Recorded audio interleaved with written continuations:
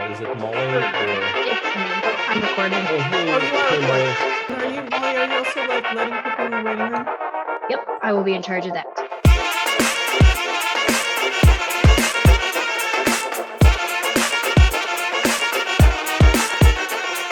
Welcome everyone to the Balkan Circle. My name is Mary Newberger. For those of you who don't know me, I'm a professor of history, director of the Center for Russian, East European and Eurasian Studies, and chair of the Slavic and Eurasian Studies Department. Welcome to Balkan Circle. And once again, I wanted to put our statement about Ukraine in the chat. We stand by Ukraine, so everyone can go ahead and read that.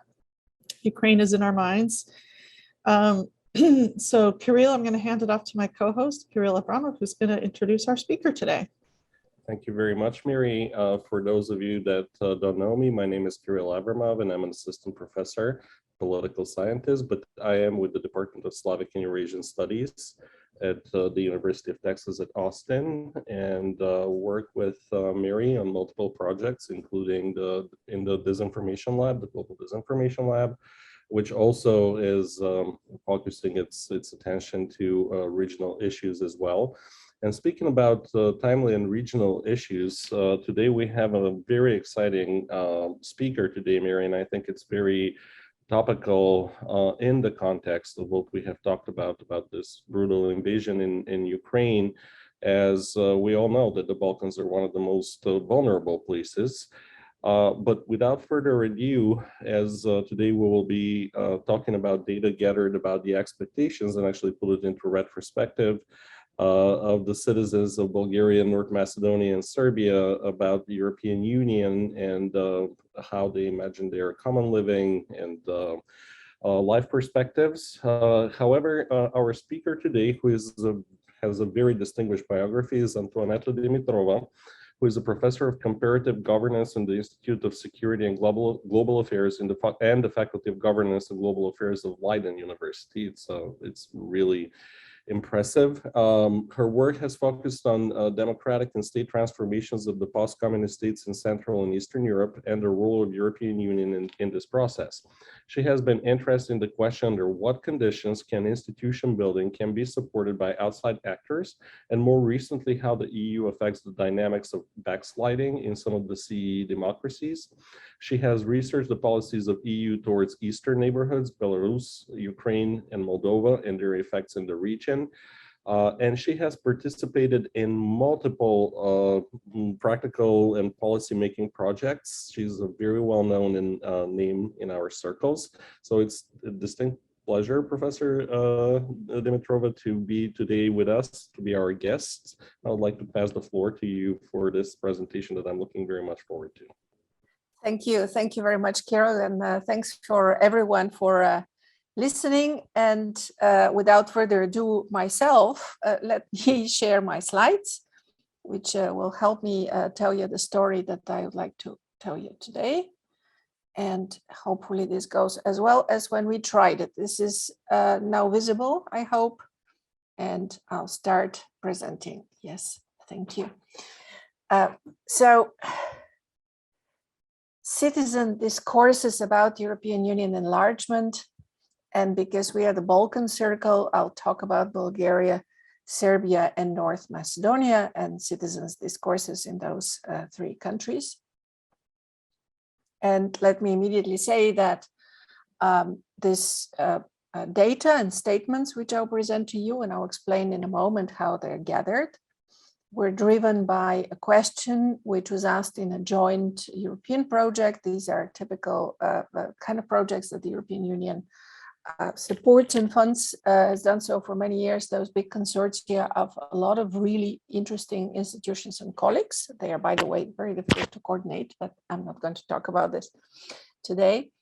And the project that we addressed the lessons of EU enlargement, the Eastern enlargement, so-called Big Bang enlargement, not so much Croatia, but of course, it's also part of this post-communist set of countries that joined.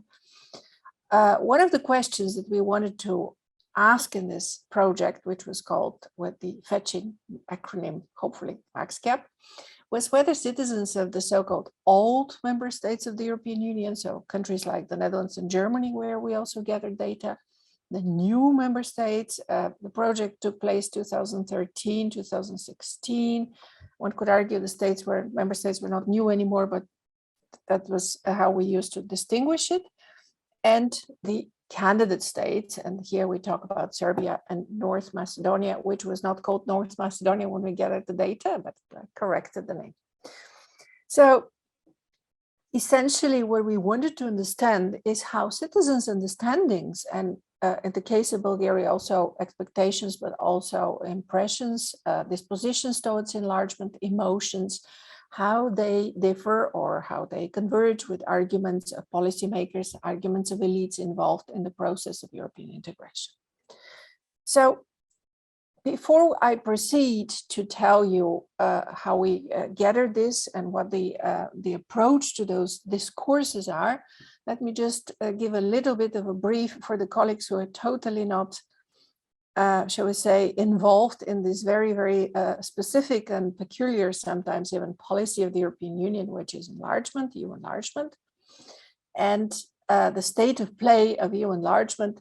And here, if you have followed current events, you will immediately see that we are missing a candidate. In fact, we are missing 3 candidates. And these 3 candidates are Ukraine, that is, to my knowledge, the only candidate that has applied for membership under conditions of war, and Moldova and Georgia that all applied in the end of February. But right here, we don't have these countries, but I had the countries from what the European Union calls the Western Balkans, enlargement candidates and candidates and aspirants. What's the difference?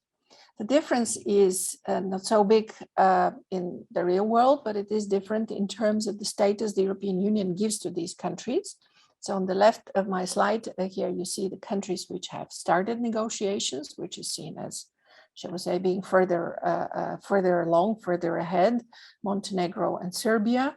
A number of chapters are open. Chapters of the European Union acquis are the structure, they determine the structure of negotiations, and opening them is not so important as is closing them. And not so many are closed. There are many reasons for that. So essentially the countries are not progressing very well, but we can talk about this maybe in the questions and answers. Then we have a candidate who's recognized as a candidate. The negotiations are frozen. This is Turkey, also for many very good reasons. And then we have on the right, Albania, Bosnia-Herzegovina, Kosovo countries, and North Macedonia countries which are not recognized as candidates yet. And the case here of North Macedonia, which many of you must be familiar with, is perhaps the most, shall we say, strange of this story, because what we can see is that North Macedonia was given a positive opinion by the European Commission already in 2009. This means that the Commission, having assessed the country in terms of its actual readiness, found that it was quite close to ready to start negotiating. Then North Macedonia took the enormous step, constitutional step, to change its name after prolonged many years of disputes with Greece over that name. The Greek so-called Greek veto was withdrawn, and everything seemed to be going very well until in 2020, at the moment when the European Council of Ministers were meant to approve the start of negotiations, Bulgaria, with the previous government of Bulgaria, put what they call an informal veto. And why we call it informal? Because it cannot be found anywhere. And next to North Macedonia, the other country that is stuck is Albania, because the European Union likes to have those countries negotiating together. And Albanian politicians have had quite a few desperate steps about all this, and hoping and trying to say, why don't we decouple North Macedonia from Albania, start negotiations? There's many good reasons why this is not a good idea, but one can certainly understand the frustration of Albanians as well as the frustration of people of Macedonians. But we are now not talking about high politics, but we are talking about citizens and citizens' discourses, which is what I'll present to you in a moment. So let me see if I can move this slide. Somehow my slides are stuck. Let's try this. Yes. And what here I'll bother you a little bit with theory and definitions so that you know. Let me see if I can move I can move this way so that you know what I mean when I speak about discourses. The definition of discourses in this project is quite specific, and it is one that I found quite inspiring, and that's why I'm spending a little bit of time on discourses as defined and on the methodology we used, because what was inspiring about it is that it explicitly focuses on politics, in this case, enlargement, as experienced by people, by ordinary people, and expressed in their own language. And this is, of course, not unusual in many disciplines, but in political science, in the study of EU enlargement, it's usually about elites, elite discourses, and how elites basically conceptualize the policy, the argument, the rhetorical action, as well as what institutions do. And in this respect, this project is quite unusual. Now, the way that we thought about discourses and we conceptualized and executed this research has been influenced tremendously by John Dryzik, the Australian political scientist of democracy, who defined discourses in some previous work, which I had somehow the pleasure to collaborate, as shared means of making sense of the world, forming coherent stories containing opinions of both fact and emotions. And what's important about this is that in contrast to, let's say, public opinion, where it is us as researchers or public opinion polls that define the questions, in this kind of conceptualization of discourses, and you'll see it later in the methodology, and that's why I draw your attention to it, this is about how people make sense of the world or of specific political phenomena. And this is important because we are talking not only about reasons and about situations, about the actual policy of enlargement, what exists, but we're talking about how people who may know nothing about it experienced it, which we think was just as important to enlargement as the elites that drove the process. The second thing which is important about discourses here, as you will see them in a moment, they're grouped. We have analyzed them in a way that results in 2 or 3 discourses, narratives, stories about enlargement. Different ones, grouping different arguments, not only arguments, but emotional reactions, dispositions, and so on. And this grouping, as Dryzik has also done in other work of his and collaborators, in a way, it shapes the possibilities, the discursive field of what can be the possible positions that can be occupied in a particular issue. And this is also what's interesting about this data. So once you start looking people's statements and the titles of discourses, in case you're wondering, but so what? What's interesting about it is that the different arguments and sets of arguments in those discourses are showing what is possible in politics, in enlargement in these countries. And of course, in Bulgaria, for Bulgaria, this is a little bit less relevant because enlargement has happened, but also these dispositions and responses to enlargement, these perceptions are gathered in such a way that it's never only about one thing, because the first step of the method is a focus group. People talk about enlargement, they talk about European integration, how they see the whole process. So in a way, those discourses, those narratives are constraints or resources for politicians interested in specific programs, policies, model, interested in policy. And you will see this is particularly interesting in the case of Serbia. What are the constraints to Serbian politicians that would want to take Serbia closer, further to the EU, for example, or the opposite? What are the resources for those who want to push Serbia away? So this, I hope, will become clearer as we move along.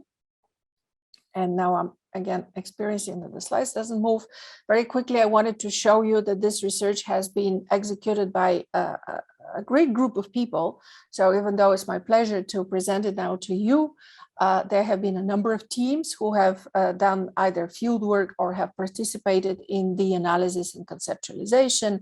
Especially want to mention my wonderful doctoral student, Elica Kortenska, and my colleagues at Leiden University, as well as colleagues from think tanks, from an organization connecting think tanks in the region, Tanya Hafner-Adami, Milan Lazarevic, colleagues in Bulgaria from Sofia University, Georgi Dimitrov and Stoichov Stoichov, as well as their students, who did the incredible work of collecting the data on the spot. And there was a lot of data to collect. So let me just say, maybe this is not on the slides, that the data was collected in 2014 something that I, by the way, worried about when you invited me. I thought, oh my God, this is outdated. But then I realized I'm among historians who probably will not mind that the data is from 2014. Although what I'll try to do as we speak is to put now and then things in context and to say, well, maybe we can expect that this has changed, but of course we can also do this in discussion. So the data consisting of statements and later a specific way in which people have related to these statements was collected in 6 countries. And here I am skipping the other countries, which are Poland, the Netherlands, and Germany. For the purposes of the project, for us, it was interesting to contrast those. In total, we collected about 6,800 separate statements on EU enlargement. Actually, there were focus groups, which were then broken down and so on. They have been translated from the original languages in which the focus groups took place, and there's been minimal editing. So if you see that something looks a little bit strange, a little bit rough, a little bit colloquial, the reason for this is that the purpose was to have the living language and the statements of people as they were made. As a second stage, the method is essentially having established per country a selection of statements. We select 64 statements, which the magic number has to do with the method, not too important, using a political discourse matrix as used by Dreisig and colleagues. And afterwards, those 64 statements, which sort of represent a subset of various positions and responses to enlargement, is given to different people to score. And these different people scoring, I tried to find a picture, but I couldn't. This is literally a process, a rather pleasant process to do. I mean, many people do this method online, but we did it live with little cards, which people basically have a stack of statements and say, this is what we agree with, this is what we disagree with, this is in the middle. And what is fascinating about this method, and there's many other things to say, but I'm not going to waste our time with it, is that because these are statements from other people in their country, it is much easier for people, even with low educational level, to actually relate themselves to what is said and to take a position, to agree or disagree. So having done also surveys and survey experiments on the spot, what I can say is that this is much easier for all educational level, and you actually get a very informed response when people start shuffling statements that they agree with and that they disagree with.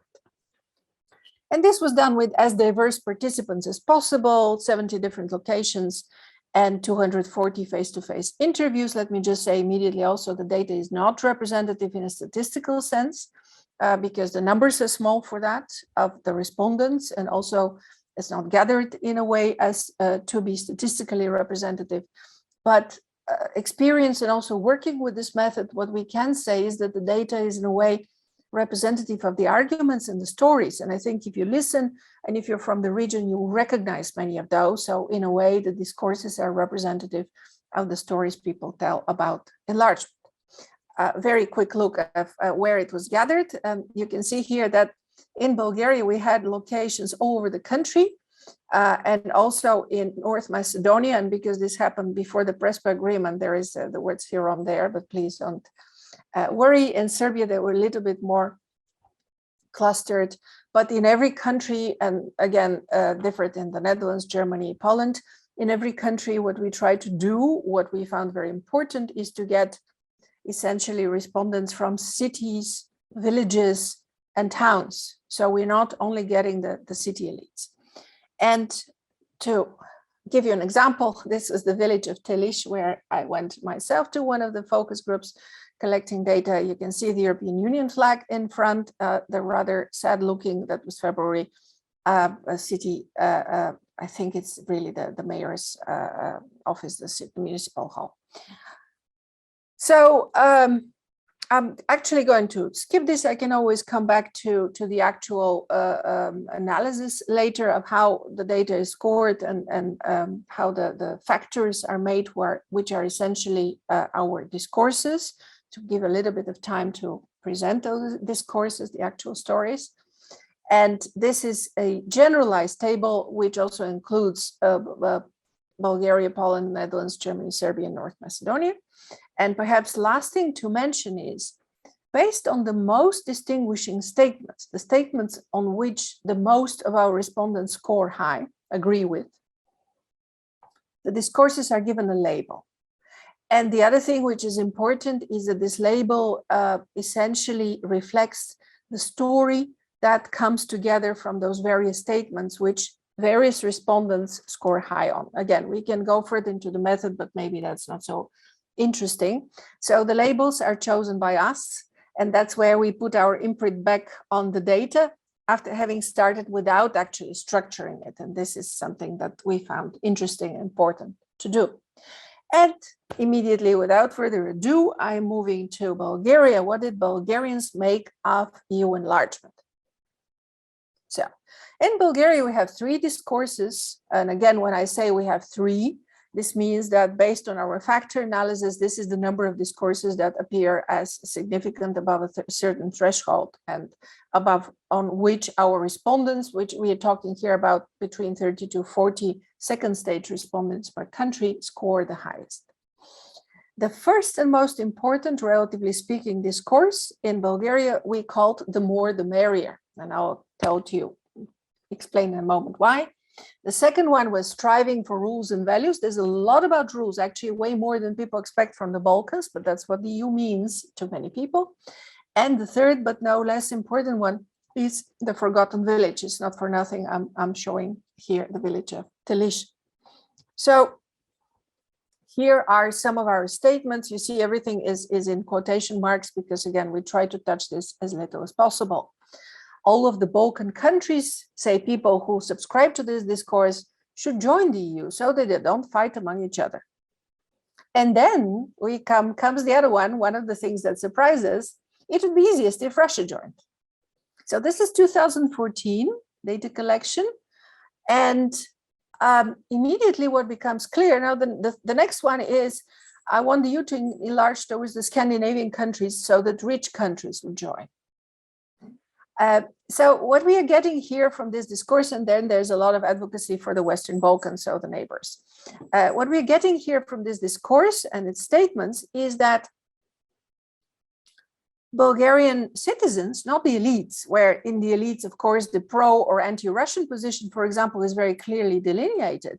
But here, Bulgarian citizens see the EU as this some kind of, big club where everybody should be part of. The rich countries, so there's money, the Balkans, so that we don't fight, and Russia. So this is an example to me how if you go bottom up and if you don't structure the data through a survey questionnaire, you immediately found things which, let's say, those of us who are conditioned by academic frameworks and theories would never put together. So the EU enlargement and Russia joining and so on was put together by our respondents, not necessarily by us. Sorry about the cat. I'm hoping somebody will, will free her from below. So then we come to the second discourse. Okay, I'm sorry, but I just ask somebody to free the cat. I'll leave you with this discourse and open the door. I'm sorry. No problem at all. Cats are welcome.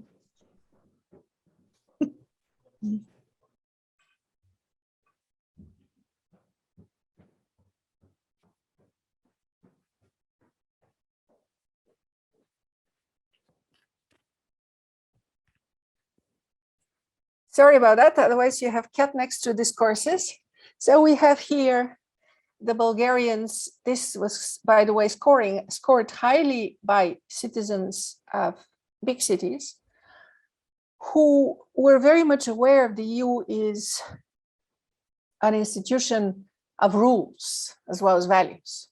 So the EU must enlarge based on clear criteria. Countries that are unprepared should not join, should not be accepted.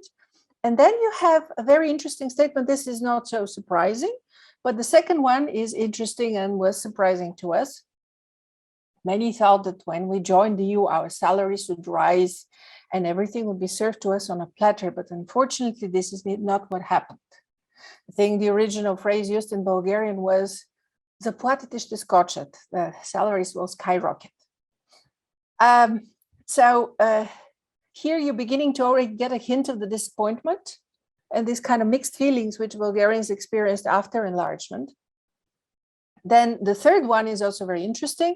The EU helps societies in certain ways through programs, but only certain people get access to those programs. The majority of people have no idea about the administrative part, EU projects. They hardly ever get hold of the money. So again, you get a variety of responses to the EU, quite complex, clustered in this discourse. And then the third one, which for me was the most revealing, not that I hadn't thought about it, but again, it's not an area from which you get a lot, the villages. I have another photo from Telish since I was there myself. People in the villages are more concerned with their daily routines, with daily survival, and less interested in the EU. The EU, this is the statement which has always stayed with me. The EU, they have completely forgotten us, especially in these small villages. Те просто ни забравиха тези нас по селата. If it's up to me, I would not accept Turkey as the next one. I don't know if you see it well from the I don't see my statement very well from the video. Antoaneta, but yeah, it's probably, if you read it, because the captioning is so small, in the... to me it's big. Okay. If it's up to me, I would not accept Turkey in the EU, says the third one. And then the next one is, did someone ask us if you joined the EU? No, the politicians decided. So these are all statements which basically are very highly scored by people in the villages that we interviewed. And what's important about this discourse is that of all the statements and all the discourses, the only place where nationalism came up with a very strong anti-Turkish statements, this is not the only one, but it's one of the highest scoring, was in the villages. We didn't see anything else. We didn't even get anyone who was interested to mention Turkey in the context of enlargement in the other two discourses. So on the one hand, feeling forgotten and economic, and another statement from the same cluster, the same discourse, for example, said that, oh yeah, some good things happened with enlargement. Our children went away to work. So the movement of the market, the feeling of abandonment in many ways in our here distinguishing statement, combined with feeling not empowered, the opposite of agents. You can see this. Did someone ask if we wanted to join? No, the politicians decided. So this is a very typical discourse of many people outside the cities in Bulgaria, which is very important to understand, I think, the response of those who are not necessarily the winners of globalization, because of course enlargement is a process of globalization in a certain way. And I found it something important that I wouldn't have known or realized otherwise. And then we come to Serbia, something completely different. Serbian discourses, in Serbia we had 4 discourses, so a more split sort of field of opinion. And we labeled them cautiously positive expectations, the first one. The second one was mistrust and hostility, not surprising. The third one was also quite skeptical, but it allowed for some leeway, called the devil is in the conditions. And here we're coming to something very important. We're coming to Rakia. And the fourth one is moving towards EU rules. Again, something about rules and institutions. So let me show you a bit of the statements we found in Serbia. So the first one, and please bear in mind, again, this was 2014. I think things have changed. In Serbia, this discourse might be less optimistic.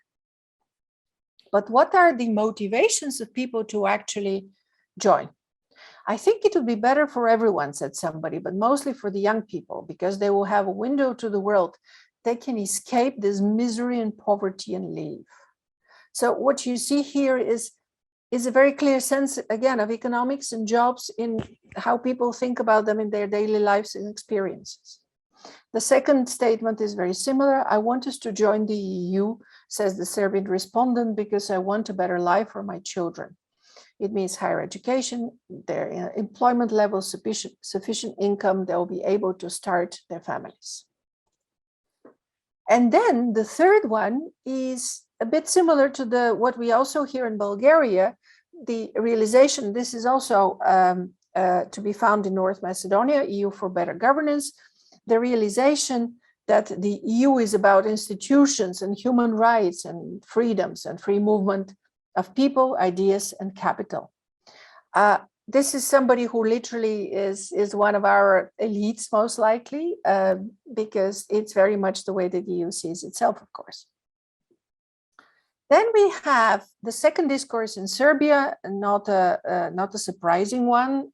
We hear also these days a lot with the situation with the war and Russian invasion in Ukraine. We also get a lot of sense of Serbia supporting Russia, not necessarily because of being so much pro-Russian, but because of resentment of NATO and the West. And you see the same thing here in this discourse, which we called mistrust and hostility. The first statement was very interesting. It's kind of denigrating. So which underdeveloped country, of course, here they mean most likely neighbors, has joined the EU and has prospered, is now better off? None, it says here behind the screen. I am against joining the EU. Then another guy says, well, a person, a woman perhaps, says conditions are imposed in Serbia that were not imposed or applied to other countries. For example, in political terms, the separation of Kosovo. I'm afraid there is going to be even more pressure on us. And then two completely negative statements, very rare. We hardly ever have in the data set such clear negative statements. Usually people are quite nuanced. The EU does not need such a country as Serbia. And the EU will destroy all and everything Serbia has. This is the most skeptical and hostile discourse that we have in the whole data set, including also the Netherlands, Poland, and Germany, perhaps not surprisingly. Then we have one where there's some room for maneuver. And here we are, Mary, I hope you still have that rakia there. A farmer wouldn't be able to brew his own rakia here when Serbia joins the EU. So you can see people got their priorities right. They start with what's important. What's interesting about this is that this is an issue. I could even call it a myth or a little piece of disinformation, fake news for you lab, which has come up at every EU enlargement, but particularly the previous one where Hungarians were worried about the Palinka. And a colleague of ours in this project who was an EU official leading a negotiations team, he actually said that they had special sessions explaining to them why EU rules do not forbid them to brew their own rakia to calm everybody down. But this is of course, a classic. So the other statements is, in other words, this is statements of people who are open to enlargement, but they want to know how exactly are things going to work. So there's the people who say the only positive thing about the EU is you can work, go there and work. There is another one that says it would be nice if we had our own economy. I think they mean if our economy was working, so that we would not need the EU, but we can export our own products and we don't have to pay customs duties. So the economic aspect, again, customs duties, imports, exports, this is mentioned also by the Macedonians, you'll see in a moment. And then the last one, very nice, I don't want Europe to give me money. Let them help with the infrastructure. That's all I want. Now, please note, was it now this month or last month where Vučić went on a fast train, super fast train from Belgrade to Novi Sad, which was funded by the Russians and the Chinese. So I'm pretty sure that the person who said, I just want the infrastructure is now happy with the Russians and the Chinese. The EU is also giving money, but somehow infrastructure is important. And you can see how this connects with developments today in Serbia, some of the things that people were concerned about. And the last one is a bit similar like Bulgarians' first discourse, so rules and institutions come again. I like very much the first one, is a very clear realization of the difference between personalistic rule and impersonal rule based on institutions.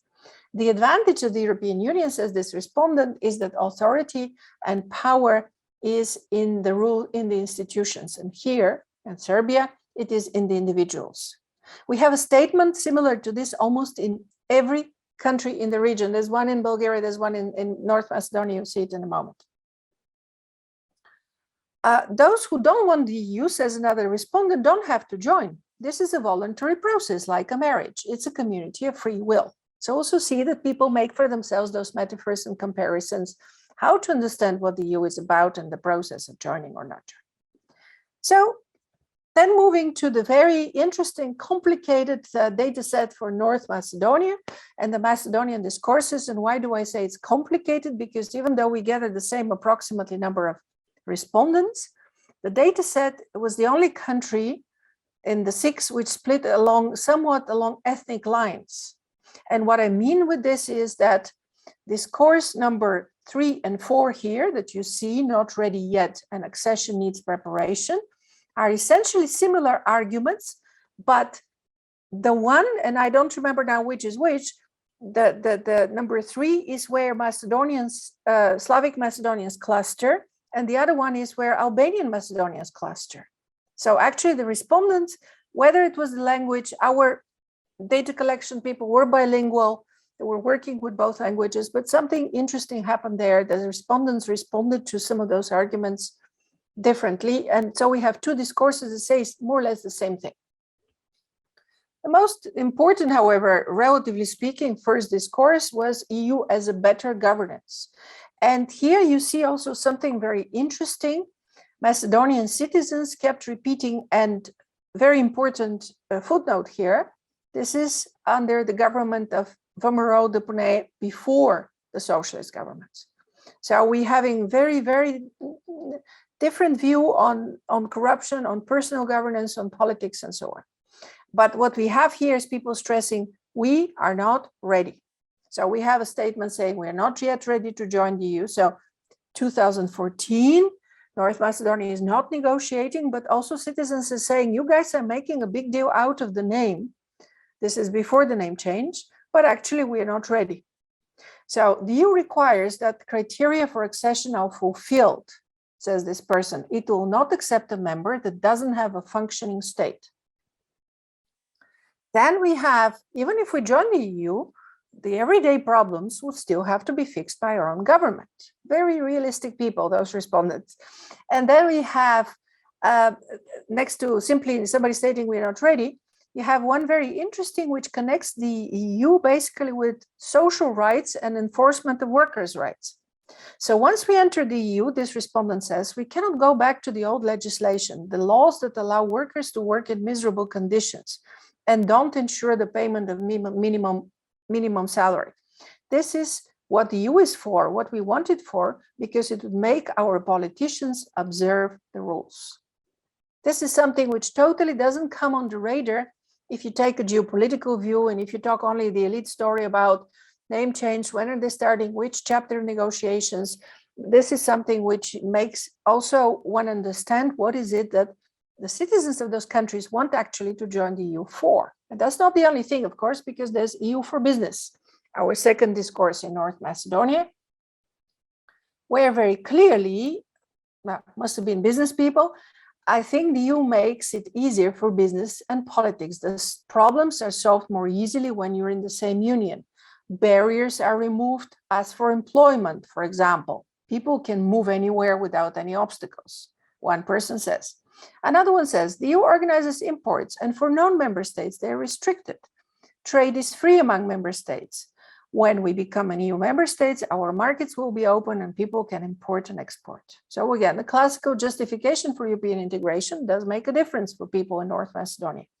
And the last one connects a little bit to the rules, but because of the way the factor analysis is made, this is also scored by people who are interested in business.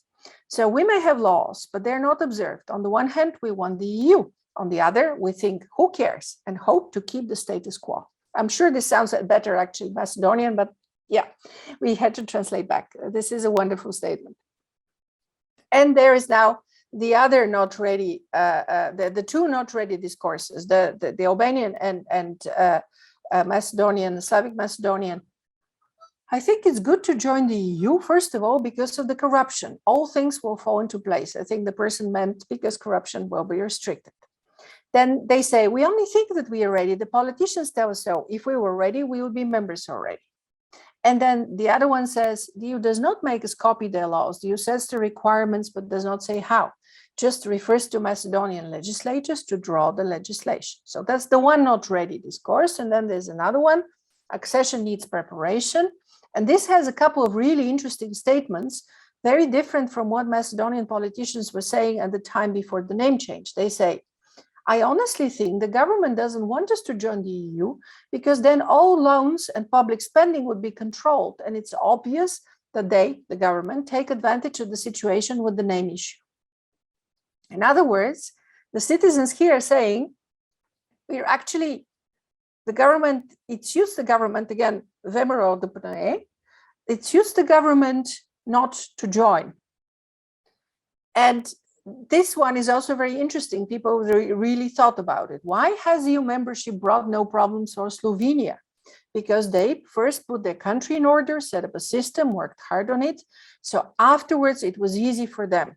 Whereas we, say they, want to join the EU, but don't want a system. This is the problem. Again, a very interesting, you can hear that statement somewhere in a pub, people are talking to each other. So the last thing, which I will take another couple of minutes only before I leave time for questions and answers. What else can we make of this? Apart from getting an insight per country, what are what is the field for maneuver for politicians? What are people concerned with? What are the issues which we haven't thought of when we look at enlargement top down? The other thing which we have done with this data is to look whether there are bridging or shared discourses between countries. This was more important to do with the older EU member states to see whether actually, because given that public opinion is getting more and more important, whether citizens can live with further enlargement.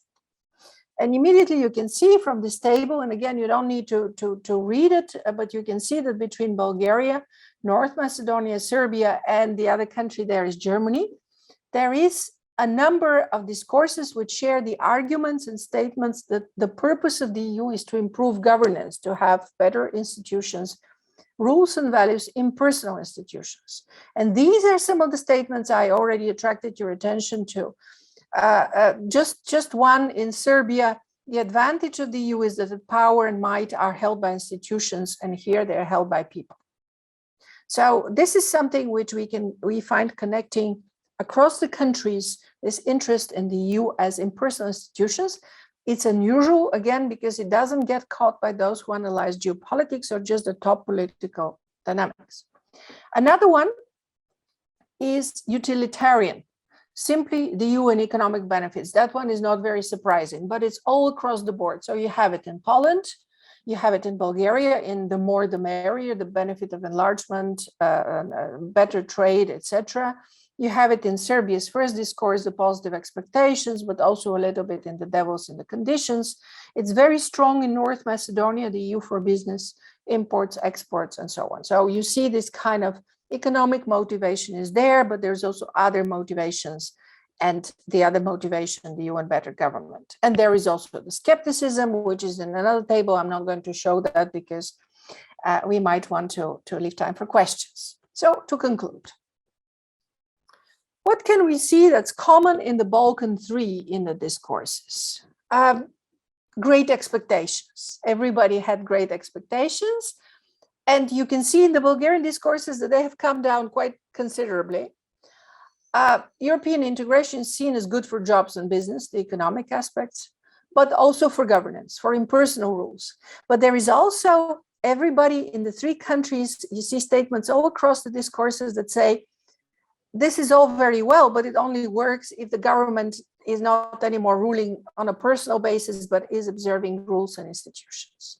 So institutions and impersonal rule, as opposed to personalistic, clientelistic, whatever we call it, are much more appreciated by our respondents than almost anyone catches in, shall we say, other methods and other discussions. The other thing which is important to note, there is clear rejection, at least one group that has a clear rejection discourse, that's Serbia, one of the four discourses in Serbia. we have to ask ourselves, have things changed since the time of research? So if we think, how are things now? I have two huge quotes here, which I'm not going to read to you, but I put them there in order to put things in context, because one of the things we did was at the end of the MaxCap project, we invited colleagues from the region in a very nice little workshop in Sofia to look at all that you just saw and to say, how do you experience it? So colleagues from North Macedonia, colleagues from Serbia came and looked at the discourses, and they said some things contextualizing it. And some of those statements, how should I put it? They're, to me, almost as unexpected and slightly wacky as the actual statements that we gathered, in the sense that there was one discussion, one colleague who said, in Southeastern Europe, notice different label here, social reality is heavily flawed. So the weight of imagination is much more significant. This took place in 2016, by the way. So nowadays, I think this immediately would lead us to fake news. The imagined seemed more real than the factual reality. This was a response to the discourses. It's crucially important that people in the last decades used to live in a virtual reality where one can compile bits of diverse worlds as one would wish.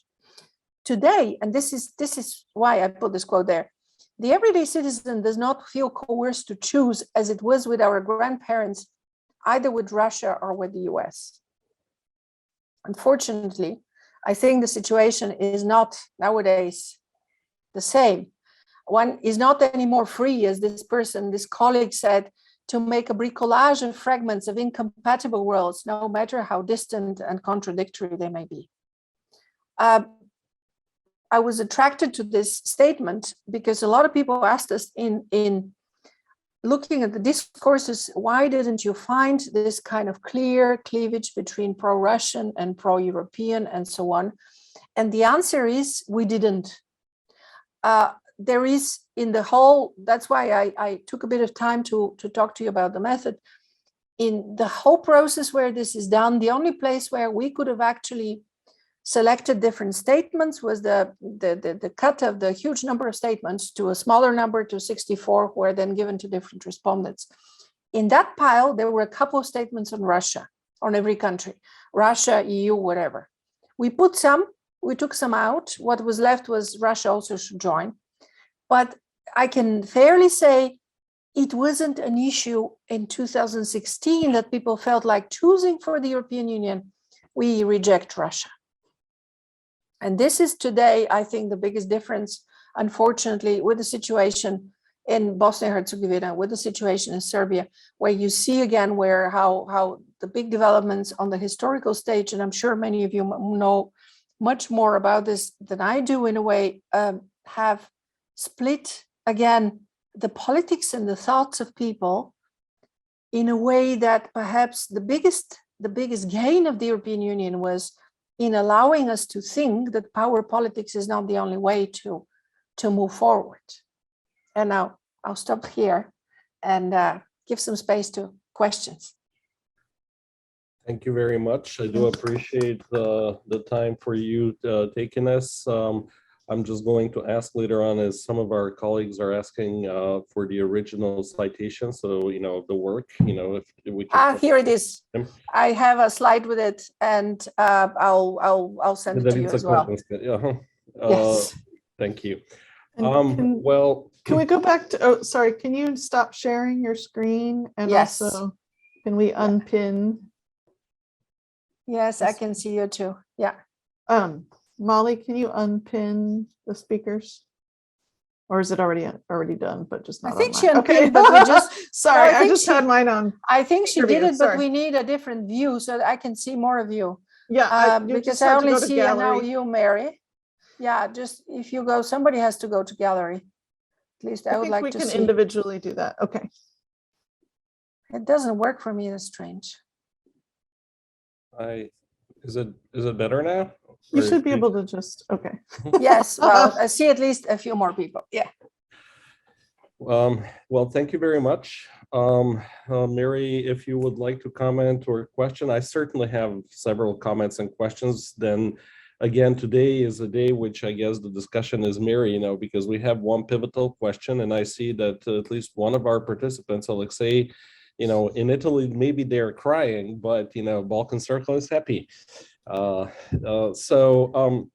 if we would like to start intervention with questions, two brief comments, Antoaneta. I believe that, first of all, when you were talking about, I'll be interested to hear about the stableness of narratives, because to me, there was another facet, which I call it EU as or if I have to rephrase it, I use it in my own work, EU as an ATM, or Европейски Yes. Bankomat.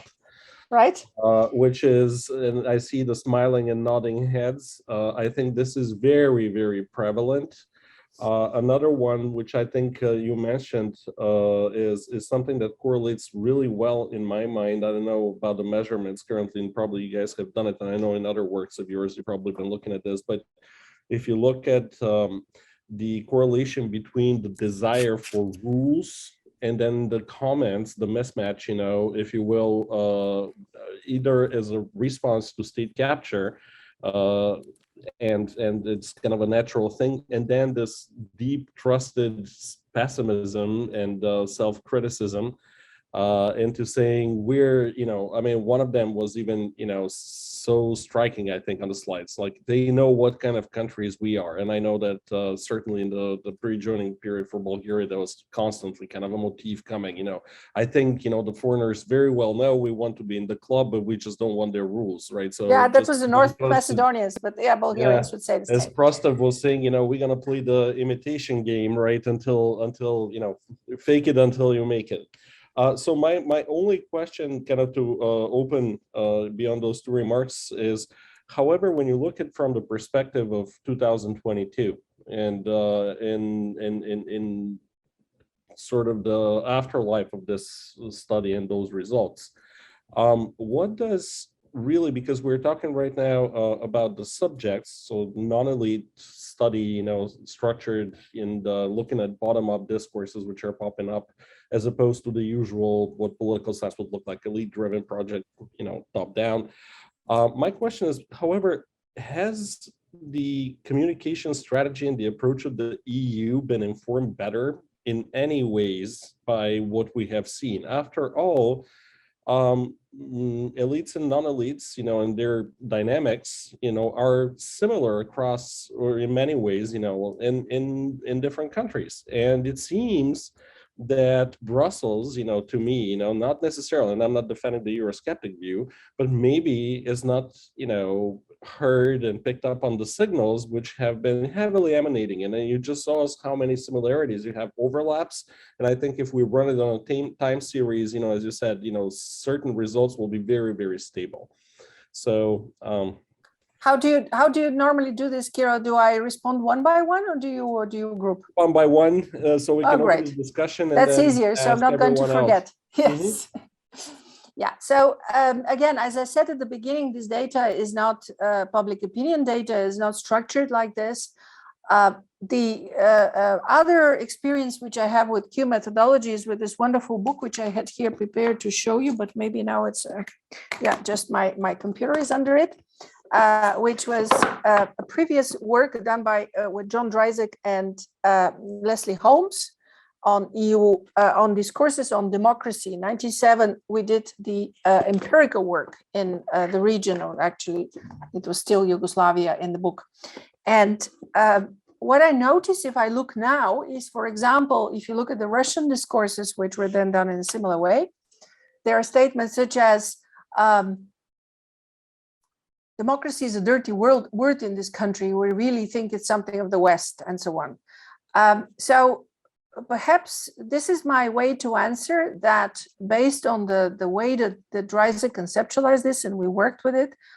I see it as based on a rather deep component, which is people understanding of history and their understanding of how they're embedded in history, but it's also based on their lived experiences. And so I would expect, should I ever have the funding to repeat this, which I would love, but so far it hasn't happened, I would expect that a lot of those components are stable. those arguments, this kind of self-image, we are a country which maybe does not comply with the rules, the EU is about this, and so on. But there would be certain things which would probably be not stable. And these might be things influenced by current events. So you can imagine, for example, in Serbia, that there might be different statements on the infrastructure, expecting somebody else to pay for the infrastructure, not, let's say, the EU, and so on and so forth. So that's basically, I've spent a lot of time wondering about this, because of course you do a study which invests so much, if the discourses are not stable, then we have done nothing. It's possible, but I think it is not the case. One recognizes a certain sort of clusters of arguments, certain dispositions which appear to be more stable. Thank you for this so much. Chris Haley has his hand up. Go ahead, Chris. Yes, hello. Thank you so much for that. That was really fascinating. I am a sociocultural anthropologist, and I work in Bulgaria, and so I especially appreciate the Bulgaria focus that you brought to this. I had, I guess, two questions. The first one, I'm sort of wondering if a lot of these responses sort of pivot on the idea of economic integration versus political integration. And I was thinking about, in Bulgaria, people like, oh, hey, I like the idea of the European Union automat. There's like, okay, there's sort of practical economic benefits for some, hopefully a lot of people, but that's even in Bulgaria, as you're mentioning with farmers. You see a lot, smallholders are much more ambivalent about EU versus large holders because of the way that the subsidy regime works, and et cetera. So, within this kind of political integration versus economic integration, are some of these sort of, say like, anti-EU, ambivalent EU, and pro-EU positions sort of map on the degree of acceptance of how people would sort of imagine their own countries, integrating with EU in these levels. And, just recently, there's been a lot of talk about, with the invasion here, the formation of a European Union army. And, people are like, hey, would be a great thing. But then, of course, are people from the Netherlands willing to die for people from Bulgaria or from, or the Italians? And so, there's this kind of, tension here that the EU just hasn't quite resolved in terms of the identity of a pan-Europeanness, and then the way that, the individual nation state identities are formed. And just as a side to that is then not only EU integration, but Eurozone acceptance.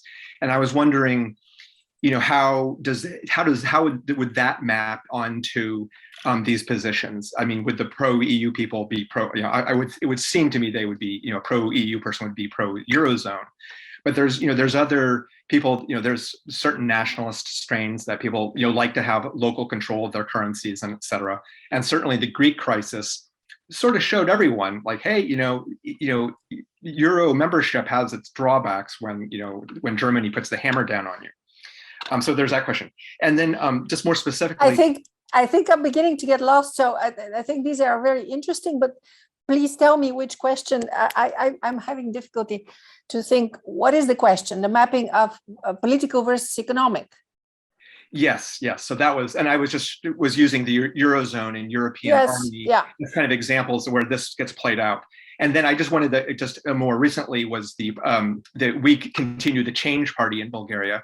Yes. And does this, in your view, would this signify any transformations in the way that you say Bulgarians, after the protests in 2020, are now playing out? Do you think that, does that show some kind of critical mass moving in a direction?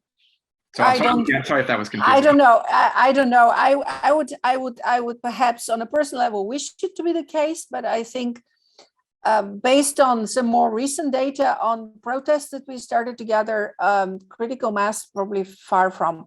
I think what we are seeing is certainly the rise of some professional middle class people who are aware what they want of democracy, what they want of the EU, but critical mass, I would not go as far. But to go back to your rather complicated question, I think the problem is that generally with Eurosceptic and shall we say pro-EU attitudes, they are influenced by multiple factors, and they generally map on two dimensions, as colleagues have shown very nicely.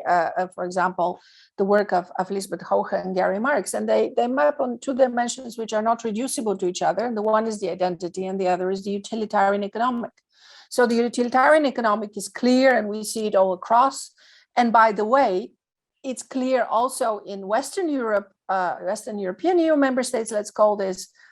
Our data from the Netherlands and Germany showed very clearly that Dutch respondents, Dutch citizens, were very aware that they lost jobs to Poland and Bulgaria. And that's also very fascinating. So this utilitarian assessment is present also in the other part of Europe, but it moves people's attitude in exactly the opposite direction. So because they realize that it also affects their own sort of cost-benefit analysis.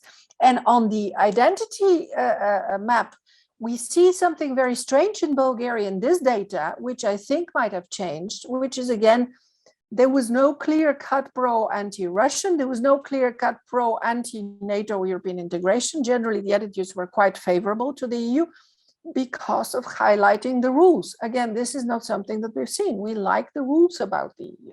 And this was not only a city cluster, although it was strongly represented in the city respondents. So I don't see this division that you seem to be asking about between sort of, we don't like the politics, we want the money. Perhaps I see, in response to both of you, also Kirill, I think this is a little bit exaggerated. I think there's a lot of people in Bulgaria, and at least the research which I did on protests on the environment in 2013 showed that Bulgarians who are interested in the rule of law were very, very clear what the EU was doing for them, namely help them enforce all kinds of laws and regulations which otherwise would not be enforced. In 2013, not so much in the We Continue the Change Now protests groups. In 2013, protesters were literally using EU legislation in order to stop other legislation. The Zakona za gorite, the law, the forestry law, which in fact was not related to EU legislation. So they were using the EU in order to make the Bulgarian government enforce the rules. And that's very, very interesting. And this, I think, is where perhaps if there is any change, that's where it is. It's not so much in this kind of pro and anti, but you have very clear now division of different societal groups who, for some of them, the EU is an ally, and for some of them, the EU is not. But also the EU is not monolithic. The EU nowadays is political parties such as the European People's Party, who might be supporting some people in Bulgarian political parties. And then there is other political parties such as, let's say, the fact that the Turkish party in Bulgaria is a member of the European Liberals and never ceases to amaze me. So there are all kinds of additional and complex relationships in which make Bulgaria very difficult to read right now in terms of cleavages, let's say. Thank you for that. We're going to move on to Emily Grebel has a question.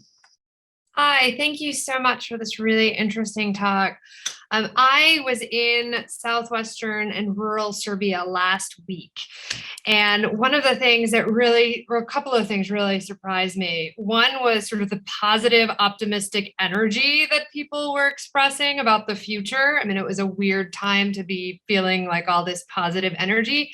And the other was, as you drive through places like Valjevo or Sjenica or Tutin or Novi Pazar, these kind of like tiny, often Muslim majority places, there are signs in different places like Sjenica is a friend of the EU, or the EU supports Valjevo, which is a Serbian majority sort of smaller town in Western Serbia.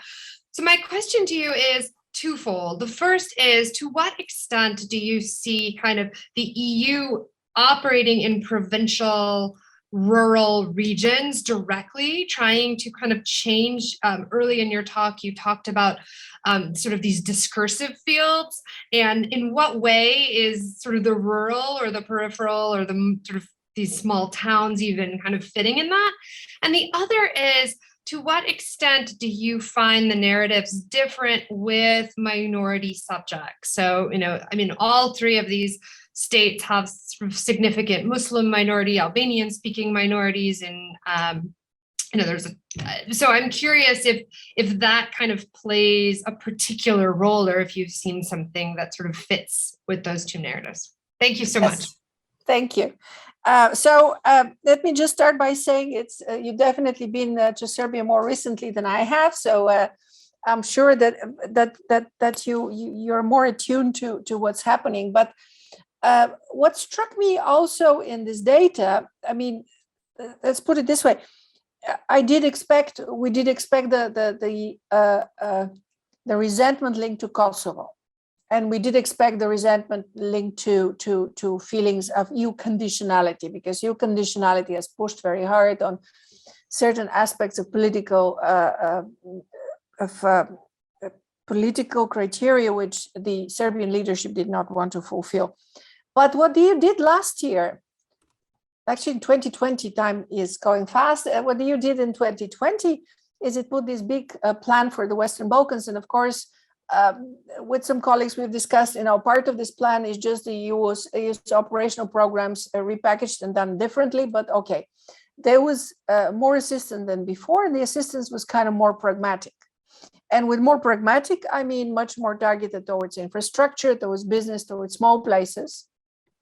And the other thing which the EU does nowadays, which is not exactly the EU, but the member states, but I always try to say the EU is the member states.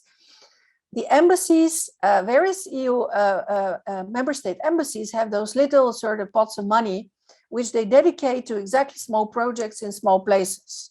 I experienced this in Moldova, where as part of other data gathering, we were in Moldova doing a survey experiment. And then the mayor told us very proudly, and here we have this study of democracy for teenagers. You're literally in the middle of nowhere, funded by the Swedish embassy. And here we have, and then I asked her, how do we actually institutionally arrange that? How do you do that? And she said, well, what we do is we don't do EU projects because these are difficult to write and there's a lot of bureaucracy, but we have good contacts with this embassy, that embassy, and we say, look, these are the EU values, we want to do this. So this is a small tool in the Netherlands. This is called the Matra program, a small tool which very often are used for pro-democracy projects. Also because the EU is still having a bit of a difficulty with accounting for the results of pro-democracy projects. Here we are social, political scientists. We know that these things are real, but the EU likes to see a bridge. They like to see a road in terms of accountancy, shall we say. But in the case of small places, a lot of things happen also through the embassies, which also can have quite a bit of impact. But it really depends to what extent local mayors are really plugged in and active. So there is also a kind of a bit of a party line to this, government line. There is also a nice study by colleagues that it depends whether actual government is pushing the mayors or the heads of local government to receive funding. So I suspect there's also an element of patronage to this. I think it's quite complicated. And part of what you said on the minorities, let me just immediately say on Serbia, I don't have the data because the way that the Q methodology works, you cannot clearly distinguish ethnically different respondents. I know they were in the group, but I haven't looked. But what we do know is, as I said, in North Macedonia, they clustered, they just separated. So somehow they're talking past each other. They were in 2014. But there wasn't any difference in what they said. They all said North Macedonia is not ready. But I just wanted to say one last thing on communication, because some of those things that you said were visual, this visual communication also related to something that Kirill said. I have to say, when we were doing this, we were saying the EU is terrible at communicating stuff. It's really bad. And we did later a project in the Eastern neighborhood where we analyzed the kind of things that the EU puts on the delegations' websites in Belarus, in Moldova, and in Ukraine. And it was terrible. It was dry language, it was programming, it was commissioner come and gone, and nobody knew anything. But things have moved since then. The EU really started this already before the von der Leyen Commission. They have this Team Europe thing, and it's going very slowly. And of course, one has to be aware of propaganda and to what extent now selling the EU better is really the best thing, but it's certainly the EU is starting to communicate better. But communicating well in small places, I'm amazed. I think it probably is the money, to be honest. Thank you very much, Antoaneta, for taking this. And it just immediately in my mind jumped the idea of programs like Matra and so on. And, when you have the links, and Emily's comment was also really interesting, how the centrality of the mayor figure is still, depend on, in my field work, looking at mayors, who are active versus passive, that makes all the difference. But the next question comes from somebody that we're really proud of, who is currently with the National Endowment of Democracy, and works on our region, but it's also an alumni of the UT's program. So Alexei Demyansky, zapoviadai. Thank you. That was too kind, Kirill. First, thank you for your presentation, Professor Dimitrova. Second, I apologize for wearing the soccer jersey. We wear casual clothing on Fridays at work, and I'm just celebrating Macedonia's win over Italy. You have every right. You have every right. I don't want it to be misinterpreted. But I have a few questions, but my first one I think is, when we often look at the perceptions that have, the time frame of the perceptions of people in these countries towards the EU, it's very much under the understanding that the actual accession process itself has remained static. And we know that this really isn't true. So as much as in Macedonia, we pick on the Bulgarians for vetoing in 2020, actually the French vetoed in 2019 and revised the entire sort of accession process. So I'd love to hear sort of what you think of what has happened in 2019 in terms of the revision of this process, and what you think what impact that will have on perceptions. My second one, I think, also has to do with, we very much this entire process very often becomes very politicized.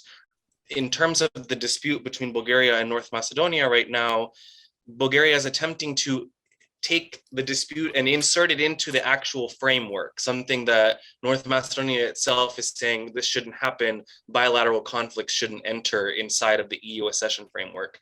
So we're still watching what will ultimately happen, but I think this would be the first time that even the Greek dispute didn't enter the actual accession framework. So I'd be curious to see what would happen there. And my third is, are you hearing any new perceptions of people in some of these countries? Daily, so I work on our programming in North Macedonia and in Kosovo.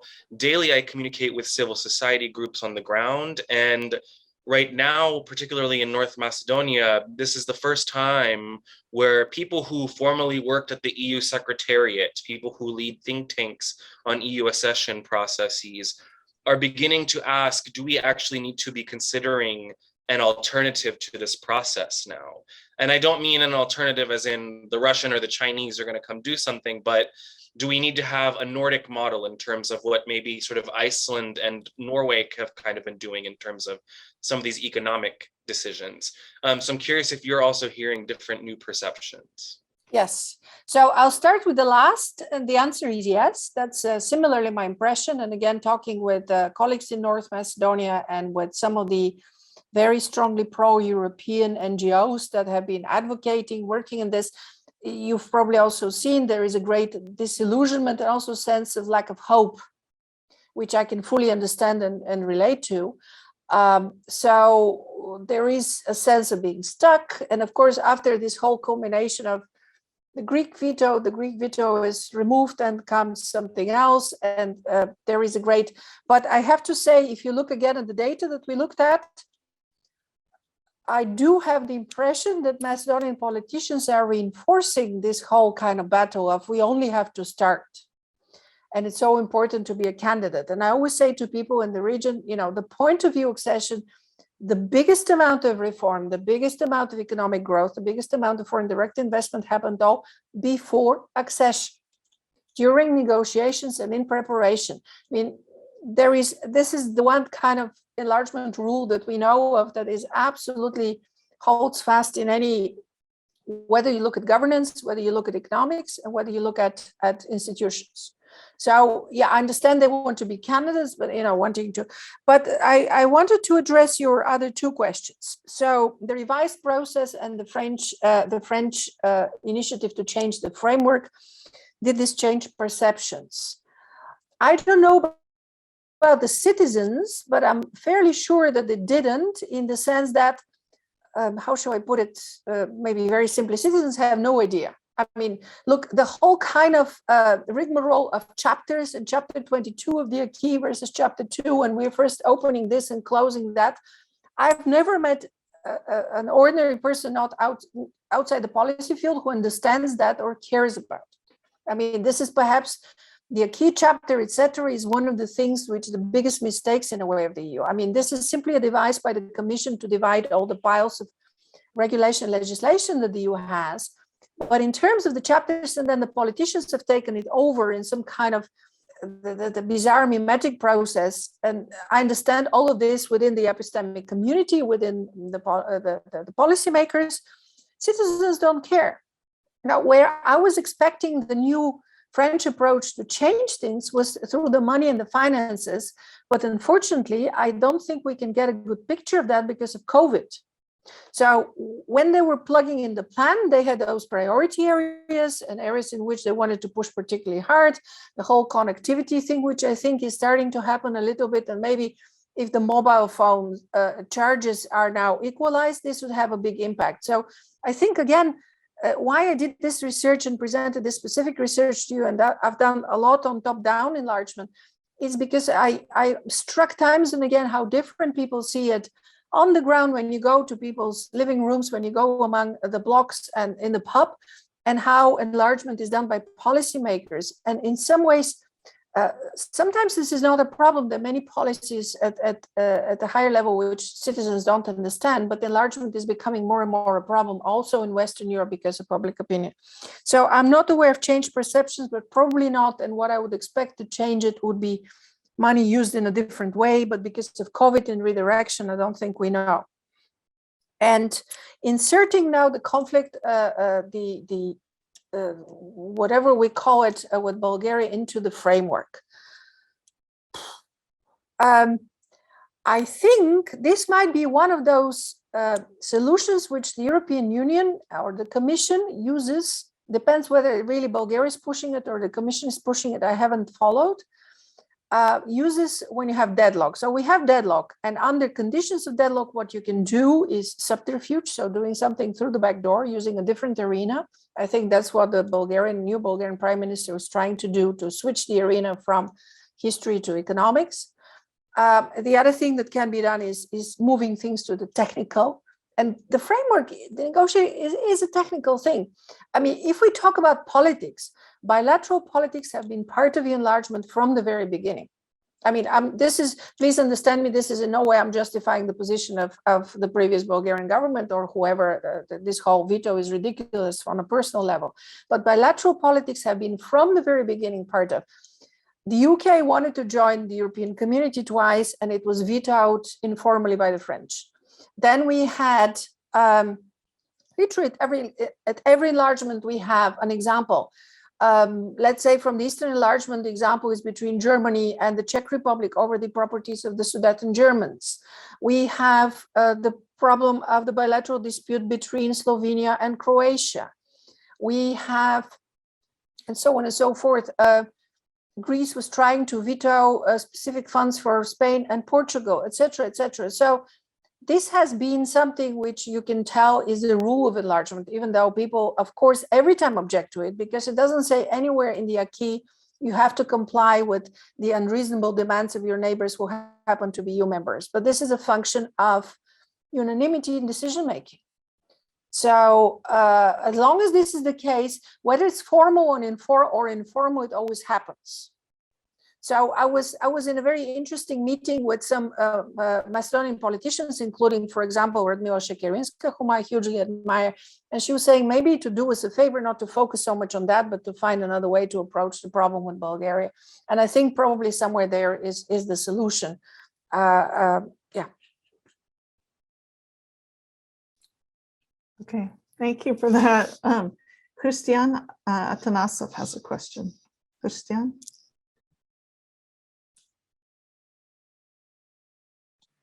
Sorry, I just have problems to unmute myself. So first I should introduce myself. I'm a historian and archivist from Bulgaria. So thank you, Professor Dimitrova, for your very interesting talk.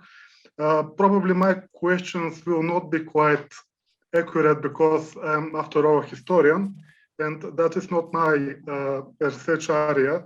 But if I have remembered rightly, your survey was conducted in 2014. So my first question is some kind of continuation of the question of Chris Halley. But what do you think? Were they questioned in your interviews, or were they some comments or attitudes or statements about the common European army?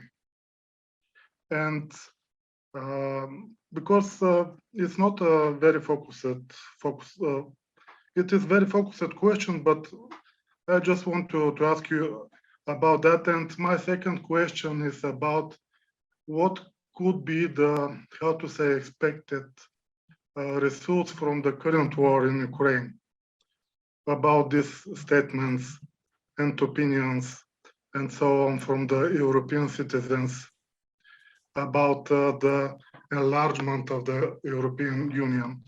Is still European Union, how to say, attractive for the citizens here in the Balkans? What is your opinion? I know that I'm asking you to speculate in some way, but okay. I'm just curious. Yes. Yeah. So back to you. I want to say to Alexei that we are a little bit jealous here in Bulgaria about your success, but congratulations. And to say congratulations of Professor Newberger about her new book. I definitely will buy it. So thank you. Thank you, Christian. Yes. So European Army. Yeah. Nothing on European Army in 2014 in Bulgaria, non-issue. Let me say that just want to again stress very much that the methodology is such that in contrast to a survey, you literally sit with people in a town hall or in wherever a room can be rented, and you tell them EU enlargement and you shut up for an hour. So there is no questions, and that's why this cleavage, which was asked about, doesn't appear. It's for two reasons. I think in 2014, really, it wasn't on the radar in any way, European Army in Bulgaria, but also in the EU. And secondly, is that simply there was nothing that we put there about EU security and defense policy. If you look at the Eurobarometer, which of course tracks this much more systematically and correctly, generally up to last year, majority of Europeans, I think this includes Bulgarians, but haven't checked it recently, are supportive of further developments in common security and defense. Now, at the moment you say the words European Army or common army, there is a specific part of the public in the whole of the EU, including the Netherlands, that explodes and says, "Oh no, this is horror." So it's very difficult. But maybe what I should stress here is it's not particularly limited to Bulgaria. The Netherlands had in trending on Twitter like 2 days ago, European Army, the moment this was mentioned. And there was a huge outcry up to Parliament. Several resolutions were passed in Parliament, which they didn't understand that they passed twice a resolution. One was for and one was against, which was unusual level of chaos for Dutch politics. So this is a topic which, when you put this label on it, European Army, seems to bring a lot of emotional response in Europeans. Everybody, not the Balkans, not Southeast Europe, everybody in Europe. At the same time, of course, the European Union has committed to battle groups since 1999, 2001. The European Union has joined amphibian battalions. It has whatever the number of battle groups is actually currently unknown. I keep looking to tell my students, but it's not anywhere on the website. If there is ever a European army, it will consist most likely initially of the same kind of battle groups which NATO is now planning to deploy in Central and Eastern Europe. We're talking about small units, battalion-sized units. The EU has struggled since 2003 to put together something which the EU had as a headline goal of 60,000 troops, which they so couldn't put together that they dropped it. So I think we're not there yet, and not anytime soon. And last but not least, your question on how the war in Ukraine will affect the cleavages on enlargement. I think this is really our research work for the coming years. And I'm saying this with a smile, but actually it's heartbreaking. And I think the fact that Ukraine, Moldova, and Georgia have applied for EU membership should say a lot to countries that may be perhaps not valuing it as much as these countries do. Whether it will make citizens think, I don't know, but I think it becomes also very much clear that Europe is again being divided by some powers, and people will be making choices. So we'll see more of this geopolitical shuffle that it was so lovely that it wasn't there in my data set and in the world, more importantly. But we'll see it now, the cleavage will reappear. Thank you very much for addressing it. I'm sorry, for pressing for time, but we have two questions. So I would ask Maria Sidorkina to be next, and then Michael, and try to keep it. I'll try to be fast. Thank you, appreciate it. Really quickly, anyway, great. I mean, I think it's great that you have this great team doing all this research. So thank you for doing this God's work. I'm an anthropologist, so I always appreciate that. I just quickly, one thing is for discourse analysis, I was wondering, at least for the comments you selected, I don't know if you're going to publish more, but I think you have to kind of locate people. And I think you intuitively do that, like saying, this person is probably a villager, or this person is probably from the city, but I was wondering if there's any way to get that data attached to the quotes. Because I think for, in terms of Bourdieuvian kinds of relationships, it'd be so interesting to understand, right? Is this a cross-cutting perspective that's more linked to media, or is it actually an embodied kind of, we live in a village, so we talk this way? If you can reattach that data somehow, maybe not. I know there's a lot of focus groups. I can explain.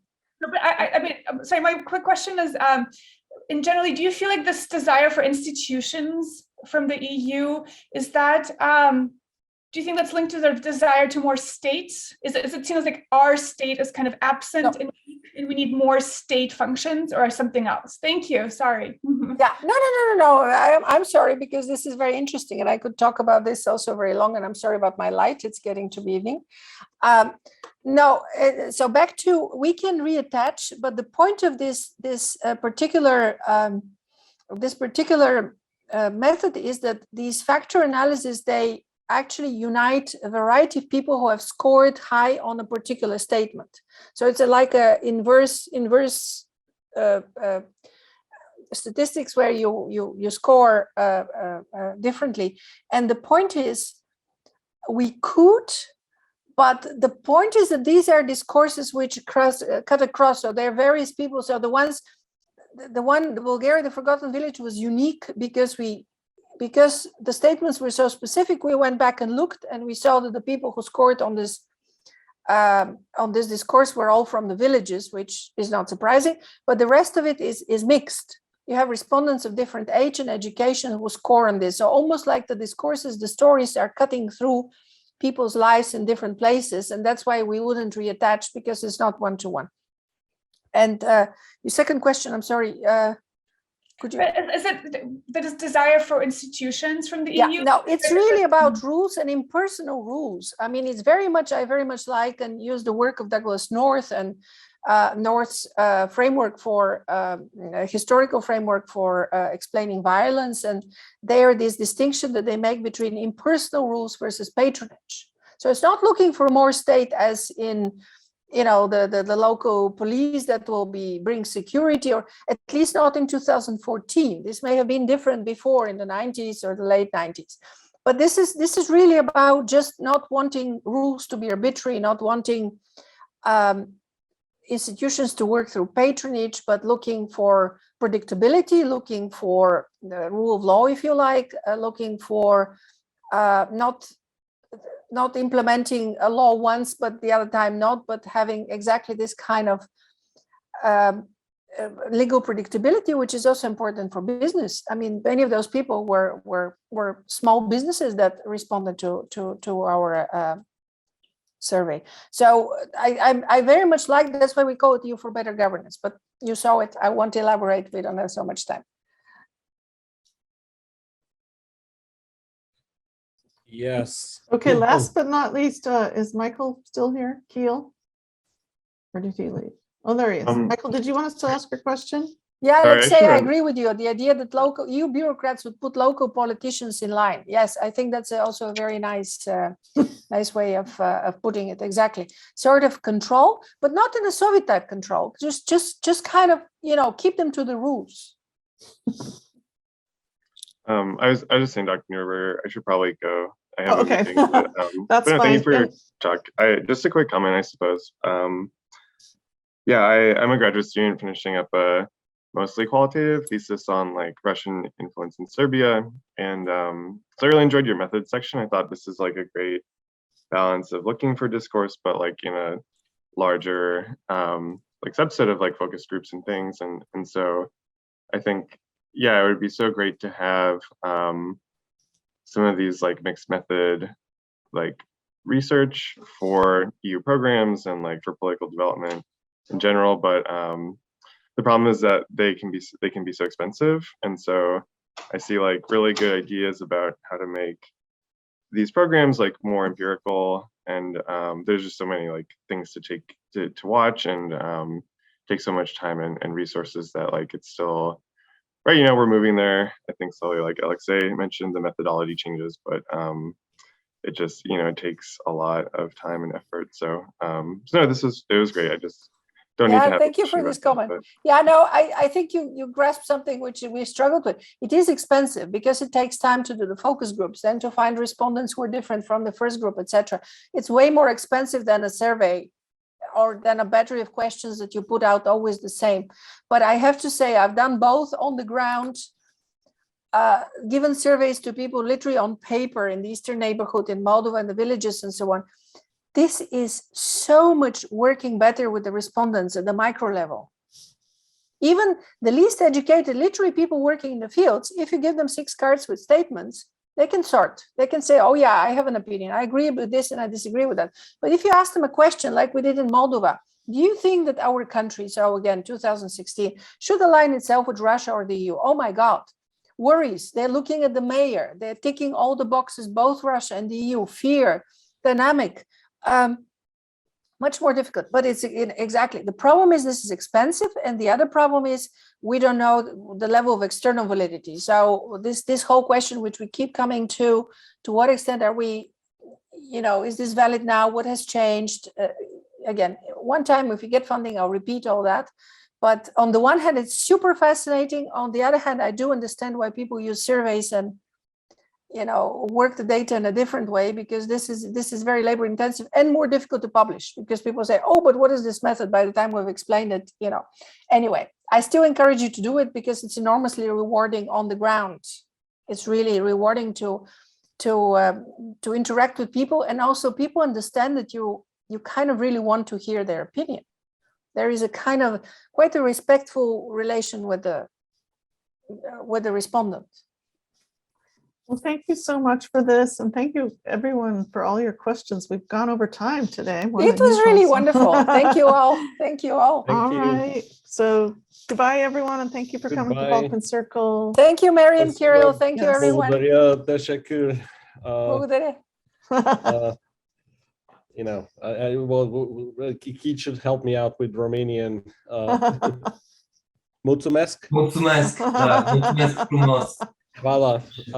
So thank you all for coming, and especially in those testing times, we really do appreciate. Thank you.